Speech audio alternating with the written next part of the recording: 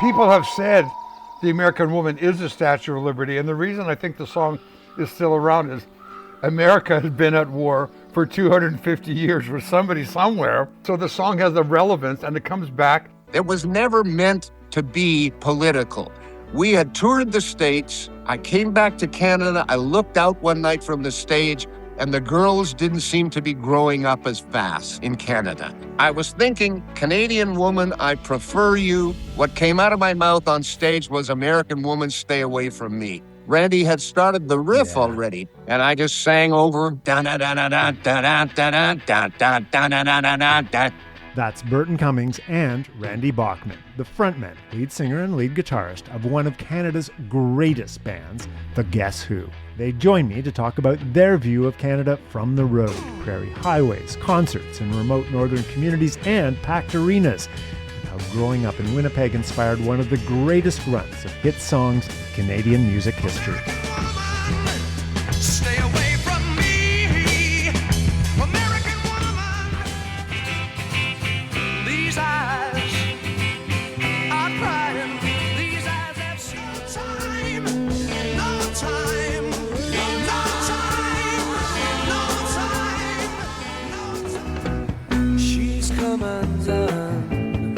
She didn't know what she was headed for. I'm honored to have Randy Bachman and Burton Cummings, the Guess Who, as my guests on this special Canada Day episode of Explore, a Canadian Geographic podcast. Welcome to all you explorers out there, armchair and in motion. I'm your host, David McGuffin. And a very happy Canada Day to all of you. It's hard to think of a better way to celebrate this country than by talking with the Guess Who. Long before Canadian artists regularly topped international charts, Burton Cummings and Randy Bachman were blazing that trail. In 1970, they became the first Canadian band to reach number one on the Billboard Hot 100, with American Woman opening the door for generations of Canadian musicians who followed. Over just a few years, the Guess Who produced an astonishing string of classics: These Eyes, Laughing, Undun, No Time, American Woman, No Sugar Tonight, Share the Land. More than 60 years after first playing high school dances and prairie community halls, Burton Cummings and Randy Bachman are back together, once again touring as the Guess Who. Today they join us to look back on the songs, the road stories, and the unlikely journey from Winnipeg garages to the top of the charts. They've got some amazing stories to tell, so let's get to it. Burton Cummings and Randy Bachman, welcome to the Explore podcast. Thank you. Thank you. Nice. Thanks for having us. Oh my God, it's very exciting to have you on the podcast, and this is going to air just before Canada Day, which seems very fitting. One of Canada's absolute seminal bands. And I know you're on this Taking It Back tour right now. I saw you guys, I think back in '88 as Bachman Cummings, because I think you'd lost the Guess Who name by then, right? And this is sort of so you now, after a lot of legal wrangling, got it back from kind of a Guess Who zombie band after a long time. So what's it like being out on the road now as the Guess Who again? It's fun. I think we're rocking. It's a great show. You know, it's 2 hours plus of hit records, so people are very excited these days. I mean, it's fun for me. Yeah, and Randy, how's it? I mean, for you, it's under the Guess Who name a longer time. Even. Well, the first, like Burton said, the first time we played these, if you name a place, yeah, here I have played there. Yeah, The high school, a wedding, a barn dance, then arena, then it grows up. We've already been there. But you go there with one song. Now we can go back with dozens of songs, and everybody knows every song. So it's, not only is it the soundtrack of our life, it's the soundtrack of their life. So growing up and going to school and high school and getting married and all that kind of stuff. A great tour, nostalgia-wise, and to see fans that come in. They all say the same thing. I saw you in 1902. I saw you in 1895. I saw you in 1968 or whatever. A lot of the times it was the first band they ever saw. When you're 14 or 15, and suddenly concerts are happening like at the C&E or the P&E and stuff like that. Hey, David, I should mention how long Randy and I have known each other. I met Randy when I was 17, and I am now 78. So we have personally known each other for 61 years. Man. First time I ever saw Randy in person and talked to him, Ed Smith and I from my first band, the Devrons, we went to see them play at the high school where Randy and Peterson went. So this goes back a long way. When Randy and I go on stage, it's 60 years of history there together. It is amazing, the history there. And Randy, I think you poached Burton from the Devrons, right? Because the Devrons had a bit of a following in Winnipeg. Poached. How did that work? You give me your version, Burton. I was very lucky to be in the right place at the right time. Their singer went back to university, and they needed another singer. We were all on the same show one night in 1965. Jerry and the Pacemakers came from England to Winnipeg. The Devrons, my band, we got to go on first. Then the Guess Who was on second. Then Jerry and the Pacemakers. And that was the night that Randy and the other guys saw me for the first time in front of a big crowd, in front of 20,000 people. And I think that's the night I got the job. But Randy could probably tell you, yeah. Randy? Yeah. No, we were very lucky. In Winnipeg, the radio stations every Sunday had a thing called the British Hour, and Dennis Corey would play stuff from England. Consequently, they would be on the charts and sales, so British bands would come and play Winnipeg. Oh, no way. So with the Devrons, when I was with the Guess Who, we opened for Peter and Gordon, Manfred Mann, Jerry and the Pacemakers, Herman's, everybody who came there, the headline act, they'd get us for a couple of $100 or $50 to open the show. We're thrilled to go and open the show. But we got to meet these guys, and what you see is they're no different than you. Yeah. There's just a couple of guys who get together who like to play, and suddenly everybody accepts that song, a song. You do 12 songs, you're lucky to have one hit song. And then it started to happen to us. We just did it and did it and did it and did it, and we're still doing it. And David, it was not easy or pleasant at the beginning. We would go to Regina, let's say, and we would park there. We would park in Regina in a hotel for maybe 4 or 5 weeks, drive out every day to play some small town like Katepwa, the places we'd never heard of, playing for maybe 50 or 100 people a night.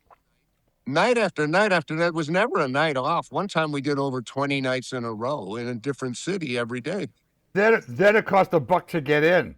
So like Burton said, if 35 people came, the door was $35. The guy who promoted it would probably take half. We would probably get $5 or $10 each. It would pay for. We open up next to a Kentucky Fried Chicken place in Regina. Yeah. We eat there all the time. You get $1 of chicken. It feeds the whole band for 3 or 4 days. But that was our paying our dues with Burton, and he really paid them with us. I'm telling you, it was not glamorous. 7 of us stayed in 2 hotel rooms for the entire summer. I'm thinking at best 2 beds in those rooms too. So that do the math on that. And people think, oh, now that you've got gold records, it's always been easy. It was very tough at the beginning. I'm curious about all that road tripping, especially on the prairies. Those could be some long drives, I'm sure, right? And there's that element of just staring out at the window at the wheat fields going by and just zoning out. Or the snow going by. No, we toured in the winter when there was snow everywhere. It was 30 below sometimes. How does that inspire songwriting, do you think, or does it? You know what? I think Randy would say the same thing. We were lucky in Winnipeg. We had 3 radio stations, and one of them was 50,000 watts clear channel. It was huge. These 3 stations were all competing for the Winnipeg audience, so they were all on their best. And Randy and I heard stuff from England, from Australia. We heard the greatest music we could have heard, and that's what started the songwriting, I think. And it sounds like, too, just opening for all these bands and just seeing that they were regular guys, that must have made it all seem possible, too, right? Oh, the Animals, too. We opened for the Animals as well. Yeah. And Jefferson Airplane. We were like, we opened for everybody big that came to Winnipeg. So did you ever have like into a snowdrift kind of a night? We had a very incredible. There was no snow, luckily. We had a big blue bus we had bought from a bus lines on the border that would take people from Winnipeg to Grand Forks and Fargo. And they're retiring an old gas bus. We buy the bus. We paint it blue. We put seats in bunks. Rather than driving in 2 or 3 cars, which you do in the prairies. Yeah. And one guy get a flat tire and you keep going and you don't know where the band is. Or the gear arrives and there's no band, or the band arrives and there's no gear. So we decided to put it all in one bus. And we were coming through BC into Trail. Yeah. So you're coming into Trail BC, it's this winding, hairpin of a road going down. And as you get to the last town, there's a big left turn that goes down into trail, which is in the bottom of a valley. And as we're going down this thing, our bus driver yells up, "Everybody get up. We can't stop. We're going off the cliff." Because if you don't make that big left turn, you're right off into a barn, into a house. So we wake up and look at each other, and he's trying to get it in gear. It's an old gasoline bus. He's trying to jam it in gear. But the engine will slow itself. The brakes are burnt out. There's a smell of everything smoking. So I say, I'm not going without my guitar. I go to my bunk, I get my Les Paul guitar, I wrap it in my arm. I wrap it in a quilt. I think Jim Cale jumped out, Gary Peterson jumped out. I'm all set to jump out. I jump out, we go about 4 feet, and suddenly the bus screeches to a halt. It doesn't go over the cliff. I don't know how long. We're all just sitting there stunned, and the bus is smoking because he jammed it in gear and it slowed the bus down. The bus must weigh a couple of tons with us and all the gear. But we don't go off the cliff. So we're parked there at the side of the road.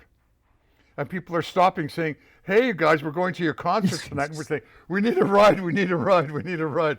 And one of the cars that stopped with a guy named Ben McPeak, who wrote the charts for These Eyes, and he led the orchestra. He lived there in Trail. He grew up there. So he said, "I'll go get my friends in a truck and come back and get you guys. I'll take you guys there and we'll send somebody back." So we did do the gig that night. We were an hour late. But we made it to the show anyway. Yeah. We played with borrowed gear and a couple of our gears, but that was like a real devastating thing where we all could have died. You're jumping out of a moving bus. At that point, we got a new bus Yeah. with air brakes. And we just kept the dream going. We kept dreaming, okay, maybe we can have a hit record. Maybe we can have a hit record. Before These Eyes, we released either 7 or 8 singles in a row, all of which bombed miserably. That's a lot of heartbreak, but we kept getting up and trying again. And then it starts rolling, though, right? And you just look at what you guys produced in terms of singles and albums in such a short period of time, right? Why was this clicking so well, do you think? When you have some success, a big company like RCA, they just want more. They want more, they want more, they want more. And we were pressured a lot. We did 2 albums, like we did Canned Wheat and American Woman, all within about 8 months. The 2 albums finished completely. And out of those albums came a lot of hit records. So How did things improve, say, touring-wise in that once those songs started rolling for you? Your schedule is the same. You got to get up too damn early. You go to bed too damn late. You get a flat tire. The airline canceled. They try to reschedule you. It's gotten crazy. I mean, it's easier now. There's better buses. You know, we used to just get in a bus before. You know what those seats are like in a bus? It's like you're in jail. Yeah. Now you got a lounge and a bunk bed and stuff like that. And beds and a big fridge and Wi-Fi and television. It's different than it was, but it's still our whole day revolves around that 2 hours on stage. And I mean, we got to get our throats ready. I got to be able to sing all those tunes, and it's not so glamorous as people think. What they see is the 2.5 hours on stage, which as we've worked up to gradually for years. But nobody sees the behind the scenes work. They just don't. I guess there's some stress involved in that too, because that's the end of your day, right? The big thing happens right at, like when everyone else is having dinner and watching TV, you guys are just gearing up. We live different hours than most people. No kidding. So in your touring, what's like the most remote place you've been in Canada? Where are you really far flung? We've been everywhere in Canada. Yeah. When we were doing the TV show on CBC, which is 68, 69, in December, they said, we're going to take you up north, because CBC was everywhere. Churchill with that midway stop. And then you're going into the Arctic Circle, which that they tell us to show up in Winnipeg in our best winter clothes. It's December. You've got good winter clothes. They take us to the Air Force Base. Yeah. And they have other clothes for us to put over our clothes. Gigantic parkas, great big boots you pull on over your boots. I look at my parka and I go, "What is this?" The guy goes, "It's a button." Yeah, but it's weird. He said, "Oh, in your shoulder is like a little aluminum cup in each shoulder. Yeah. You get the snow. This has a little fire, a sterno can. This is your cup. Put in snow and take off your button and put in it's compressed soup." And I go, "What?" He said, "Yeah, that's compressed soup." And they send our halfway stop is Churchill. Yeah. And then we get another plane and go somewhere up north and play. That was the most remote place I thought we were ever. There were like 80 people there in the audience, and they're all cooks, and they're all up there doing temperatures and all that. We played in Churchill more than once. Yeah. There's all these danger of polar Yeah. bears and stuff. It's pretty crazy up there, Interesting though. It's a fantastic place to go and see. Did you see polar bears when you were there? Yeah. Wow. Oh, sure. Sure. And you hear every year you hear about polar bears coming into town in Churchill. And polar bears, you don't want to be messing with polar bears, believe they're me. not afraid of us at all. They're like the giant tigers. They're like, when they stand up, they're 10 feet tall. I remember we landed in Churchill once. The pilot said, look out the window. It's all snow. Yeah. There's blood on the ground. Yeah. They built the school on a migratory path for polar bears, Oops. who when they're walking and they see something small, they want to eat it. They had killed a child. I mentioned this on a radio show I had, and my wife, who was helping with the radio show, said, oh, you're making things up. You always exaggerate things. I had a woman who said, I live in Churchill. I remember that. And she had sent an actual picture that we saw from the plane, the remains of the child and the blood on the ground. And it's not the polar bear's fault. Whoever planned the school, there actually was a path that the bears would walk along. When you do have downtime, how much is getting out in nature important for either of you guys? Spending time and Not me. I get out in nature at home. well, I live in Saskatchewan. I live in the wheat fields. I don't have to get out to nature on the road. I love nature here in Moose Jaw. I'm nurturing new bushes. I'm nurturing new trees and plants that I've got. I got all the nature I need right here. I don't do it on the road. The reason you're touring is to do another 2 hours of glory on stage, because when we're on stage for 2 hours, there's such a thing of us together and joined by 20 or 200 or 2,000 or 20,000 people. There's such a collective consciousness when we play that song at that moment that everybody flashes back. I flash back. We all flash back to the first time we played it, the first time we heard it, or when we got a gold record for it. You have all these flashbacks. And it's kind of like your life flashing before your eyes. Musically, it does on stage. And it becomes addictive. You want that. You want to hear when you go, ba-dum, da-da-da-da, at the beginning of these, and the people start crying and hugging each other. You want that reaction, which is what you hoped you would write a song like that. You know what I mean? And suddenly, after decades, we realized we did. We just played in the Maritimes, and we started our tour in Moncton. And I flashed back because there's a picture of us getting off the plane in Moncton to play a gig in 1968 with Donald K. Donald, the famous Canadian promoter. Montreal. 1968. We're getting off the plane to play Moncton. So that's 32 and 26, 58 years ago. And here we're still out rocking. We enjoy it, man. I like it. I like being on stage. Great. So I did a shout out to some listeners to see if they had questions for you. Chris Weber from Vancouver. He loves the song Undun. It just resonates all through his life, and wondering where that song came from and if you could describe the songwriting process. I wrote that inspired by Bob Dylan, because somewhere in the song, Ballad in Plain D, he said the words, she came undone, or it came undone. But wow, that's really, I had never heard that before. But it means a whole lot of things. You could come undone in so many ways. And then Randy changed the spelling, which I thought was clever, U-N-D-U-N. And everybody remembered that. Every fan we had remembered that, U-N-D-U-N. And so I had these jazz chords, and it was very hard to find a melody for it. Or else you're singing the lead note in the chord, and that's very boring.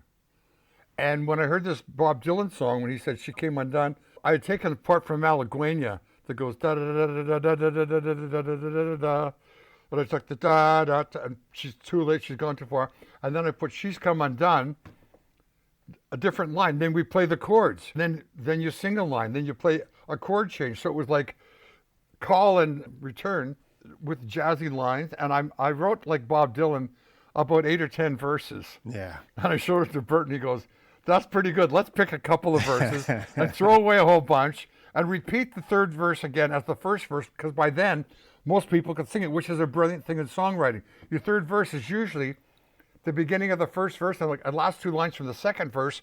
They already know it's coming. And played the song, thought, well, this is a pretty weird song. It's not like anything else we've done before. But radio at the time had changed because everything was pop music. And out came Stan Getz, Girl from Ipanema, with Astrid Gilberto. That was like nothing else on the radio at the time. Yeah. And our producer, Jack Richardson, said, if you put this out now and people are expecting this pop rock song, it's going to blow everybody away. Yeah. And we had just done a TV show. We were driving down Main Street in Winnipeg, Burton and I, and Yamaha said they would sponsor us with drums and guitars because we're doing a television show right across Canada. Let's go to the new Yamaha store. So we go in there, and I say to Burton, if we play Undun and record it, it's going to sound like the Zombies. Because at the time, we loved the Zombies. Yeah. And there's a lot in there like Tell Her No and things like that. So let's not do a piano solo. You sound like Rod Argent. If I do a guitar solo, I'm going to sound like Jimmy Page or whatever. And he played a saxophone in the high school band, a C melody saxophone. So we go into Yamaha. The guy says, why don't you try a flute? And Burton gets in and goes, oh, this is the same as my saxophone in the high school band. See, here's the thing, David. I played sax for a few years in my first band. Nobody ever told me that the fingering was the same on the flute. The fingering is identical. So once I could get the aperture and make a note across the hole, it was easy.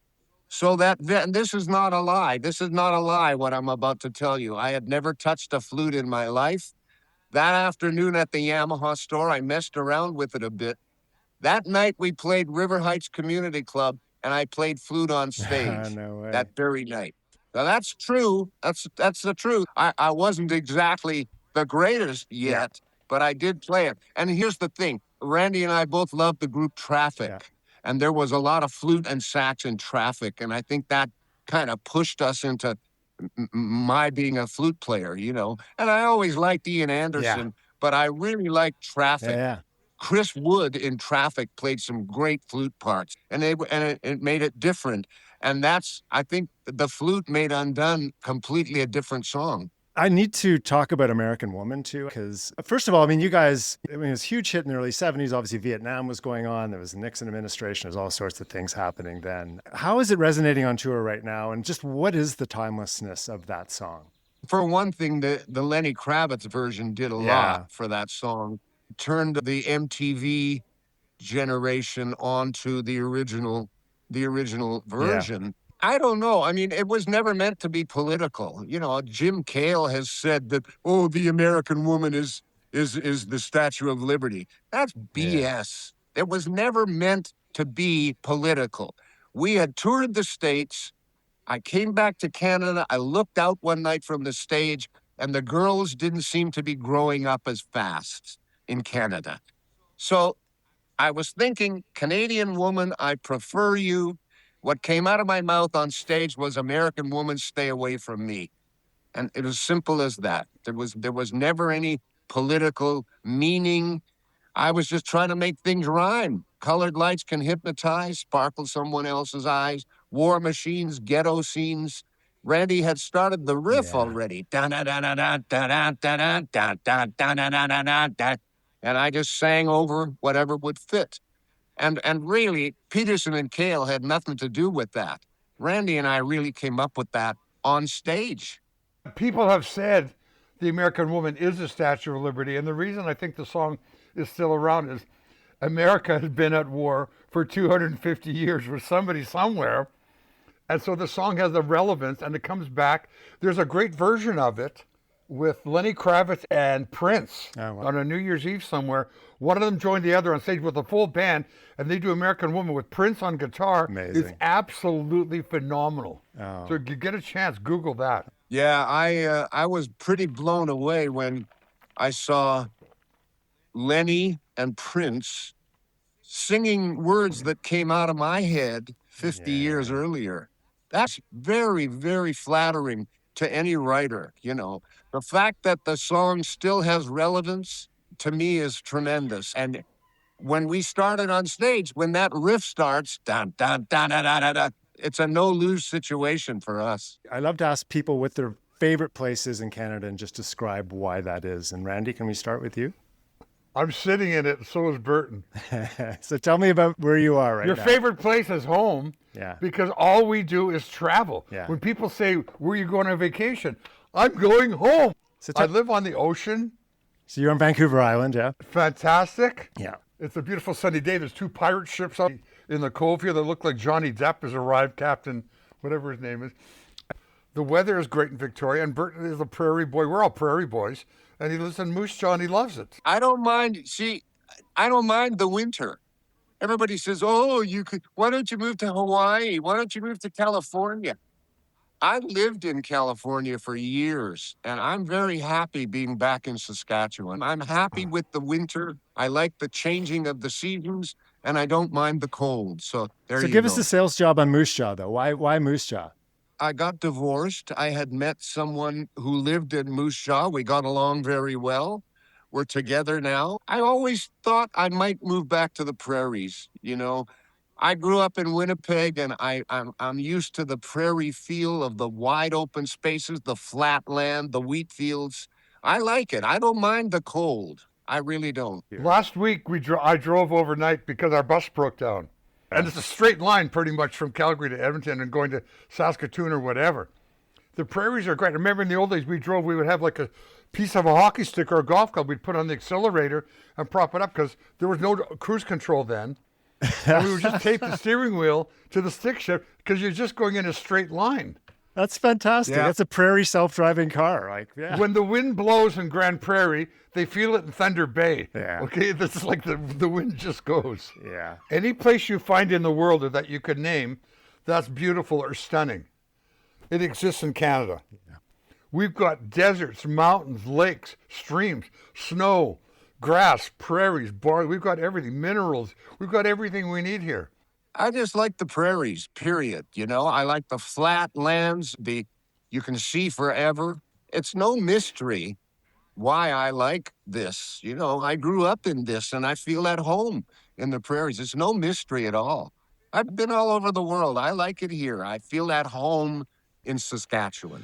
Yeah. It's produced so much great songwriting. I think you guys and Joni Mitchell and Neil Young came through Winnipeg. There's something about it, obviously, right? It's remote. I think it nurtures creativity, that remoteness. It's beautiful there.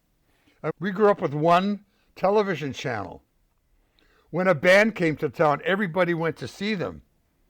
The Winnipeg Arena, the auditorium, we'd go to see every band, whether it was country or blues or rock and roll. You'd go because there was no entertainment. It was at CBC, and it went off at 11 at night with that Indian chief head. That was it. Yeah. And so there's an isolation. Basically, when you start a band, you're in a gang. But it's a good gang. You're trying to create something and make it. You just hang out together. When you're in a band, you try to do better, and you try to copy other gangs or bands like the Beatles or whoever, or you see the Rolling Stones, or you tour with another band. You want to be like those guys. You want to be on the radio.